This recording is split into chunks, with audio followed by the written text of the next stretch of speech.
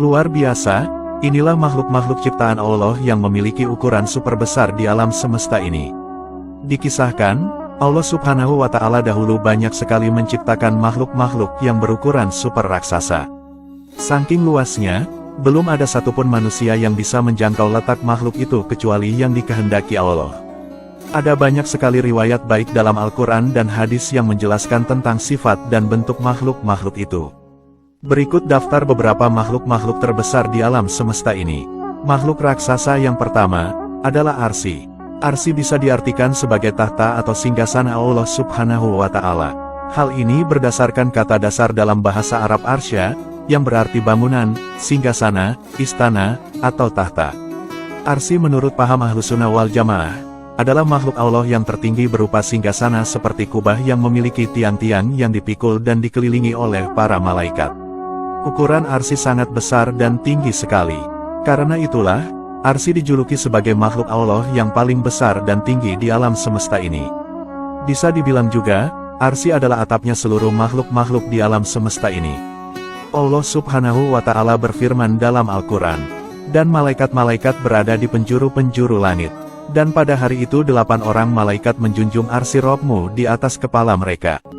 Quran Surat Al-Haqqah ayat 17.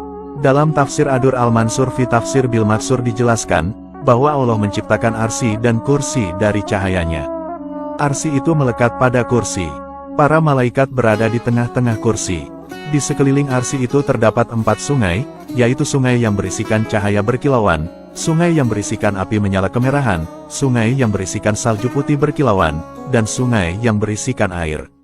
Di setiap sungai tersebut para malaikat berdiri sambil membaca tasbih. Arsy itu terbuat dari batu permata yakut merah. Satu malaikat di antara malaikat memandang Arsy dan keagungannya. Rasulullah bersabda, Allah menciptakan Arsy dari permata zamrud hijau dan diciptakan baginya tiang penopang dari batu permata yakut merah. Di Arsy terdapat 1000 bahasa, lisan. Di bumi diciptakan 1000 umat. Setiap umat bertasbih kepada Allah dengan bahasa Arsy. Makhluk raksasa yang kedua adalah Al-Kursi. Al-Kursi adalah makhluk besar yang letaknya berada di atas langit ketujuh. Di atas kursi terdapat lautan air dan di atas air ada Arsy. Al-Kursi memiliki ukuran yang sangat luas dan besar sekali. Tapi bila dibandingkan dengan Arsy, maka ukuran Arsy jelas lebih besar daripada Al-Kursi. Namun bila dibandingkan dengan langit dan bumi, 7 lapis langit dan 7 lapis bumi itu sangat kecil bila dibandingkan dengan Al-Kursi, ibarat seperti cincin yang dilemparkan di padang pasir. Dalam sebuah hadis dijelaskan, kursi Allah itu tempat berpijaknya 2 telapak kakinya. Adapun, Arsy Allah hanya diketahui ukuran besarnya oleh Allah sendiri. Hadis riwayat Al-Hakim. Namun, kita tidak bisa menyamakan berpijaknya Allah dengan berpijaknya kaki manusia.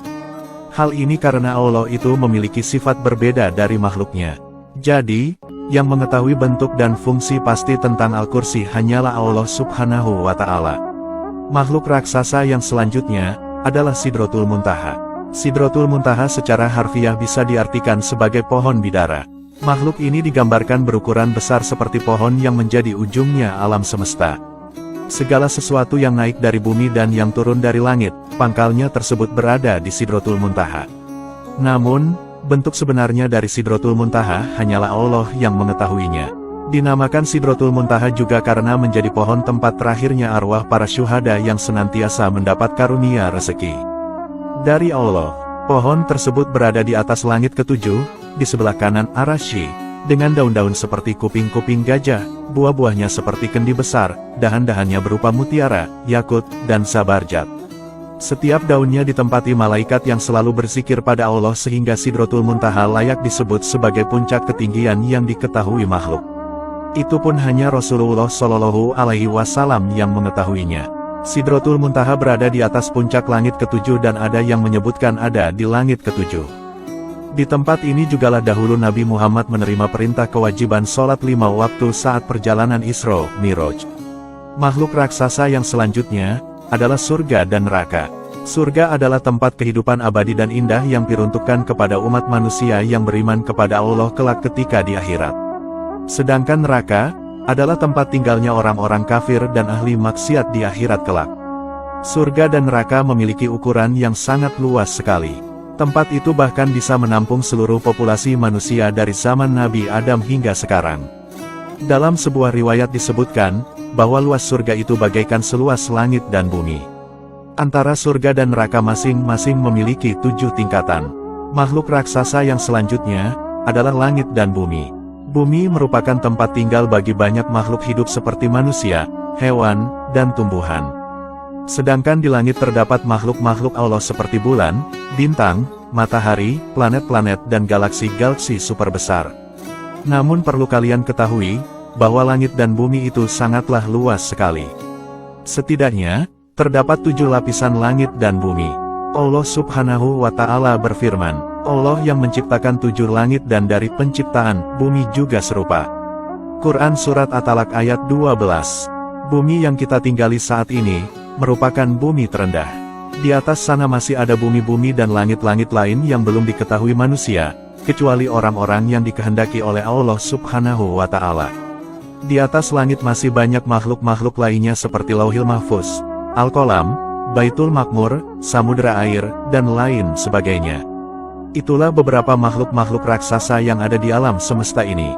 Menurut kalian, apakah masih ada makhluk-makhluk besar lainnya? Silahkan masukkan komentar kalian di kolom komentar ya. Wallahu a'lamu bishawab.